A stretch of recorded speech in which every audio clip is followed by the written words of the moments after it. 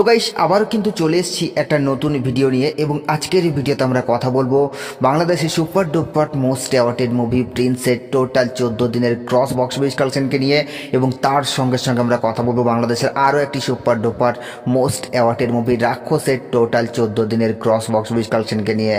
তো গাইস ভিডিওটা আপনাদের জন্য অনেকটা ইন্টারেস্টিং হতে চলেছে, তাই ভিডিওটাকে শুরু থেকে শেষ পর্যন্ত কন্টিনিউ করবেন এবং আপনি যদি আমার চ্যানেলে ফার্স্ট টাইম হয়ে থাকেন তো প্লিজ চ্যানেলটাকে সাবস্ক্রাইব করে ভিডিওতে একটা লাইক করে দেবেন। তো চলুন ভিডিওটি শুরু করা যাক।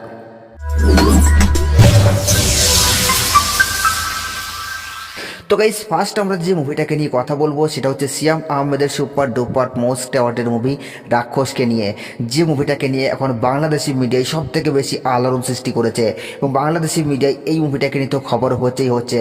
হ্যাঁ, যেখানে দর্শক প্রেডিকশন করেছিল যে এই বছর হয়তো ঈদের লড়াইটা জমে উঠবে শাকিব খান ভার্সেস আফরান নিশোর সাথে, কিন্তু এখানে উল্টোটা হয়েছে ভাই। শাকিব খানের সাথে এখন সব থেকে বেশি কম্পারিজন করা হচ্ছে এই রাক্ষস মুভিটাকে নিয়ে এবং খাস করে যার অ্যাক্টিংয়ের প্রশংসা না করলেই নয় সেটা হচ্ছে সিয়াম আহমেদ। ভাই সিয়াম আহমেদ নিজেকে একটা আলাদা উচ্চতায় নিয়ে গেছে। আমরা জঙ্গলি মুভিতে তার অ্যাক্টিং দেখেছিলাম এবং তার অ্যাক্টিং দেখে অনেকেই কিন্তু ফিদা হয়ে গেছিলো, কিন্তু এখন ভাই রাক্ষসে তার অ্যাক্টিং আরও কিন্তু আর একটা আলাদা উচ্চতায় চলে গেছে। মানে সিয়াম আহমেদের অ্যাক্টিং কিন্তু আরও একটা আলাদা উচ্চতায় চলে গেছে। ভাই কি লেভেলের পারফরমেন্স দিয়েছে, এক কথায় অনবদ্য, দর্শকের মন জয় করে নিয়েছে এবং যারা সিনেমা হল থেকে মুভিটা দেখে বেরোচ্ছে তারা একটাই কথা বলছে সিয়াম আহমেদের অ্যাক্টিং দেখে ভাই কি বলবো পুরোপুরি মুগ্ধ তারা।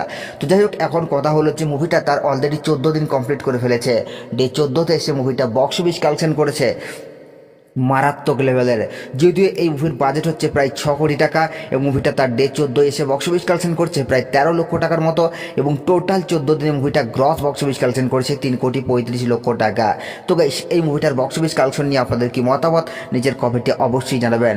এবং সেকেন্ড আমরা যে মুভিটাকে নিয়ে কথা বলবো সেটা হচ্ছে বাংলাদেশের super duper most awarded movie Shakib খানের প্রিন্সকে নিয়ে। তো প্রিন্সকে নিয়ে দর্শকের মধ্যে প্রথম থেকে একটা আলাদা ক্রেজ ছিল, তবে প্রিন্সকে নিয়ে যে ক্রেজটা ছিল সেটা কিন্তু কোথাও গিয়ে অনেকটা হতাশ করেছে। যদি বলছেন কেন, কারণ মুভিটা হয়তো ভালো বক্স অফিস কালেকশন করছে রাক্ষসের তুলনায়, কিন্তু শাকিব খানের আমরা রিসেন্টলি টাইমের যে মুভিগুলো এসছে, মানে আমরা যদি ঈদুল আজহার কথা বলি, ঈদের কথা বলি, বরবাদ থেকে শুরু করে তাণ্ডব, এই মুভিগুলো কিন্তু বক্স অফিসে আলোড়ন সৃষ্টি করেছিল।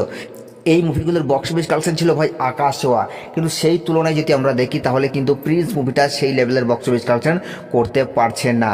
তো যাই হোক, এখন আমরা কথা বলবো যে সিয়াম আহমেদের মুভি রাক্ষস ভার্সেস প্রিন্সকে নিয়ে যদি কথা বলি তাহলে এই দুটো মুভির মধ্যে কিন্তু জোর কদমে টক্কর চলছে এবং আমরা জানি বাংলাদেশে শাকিব খানের একটা মারাত্মক লেভেলের ফ্যান ফলোয়ার আছে, যার কারণে কিন্তু শাকিব খানের যে কোনো সিনেমা বাংলাদেশের বক্স অফিসে তো ব্লকবাস্টার হয়েই যায়।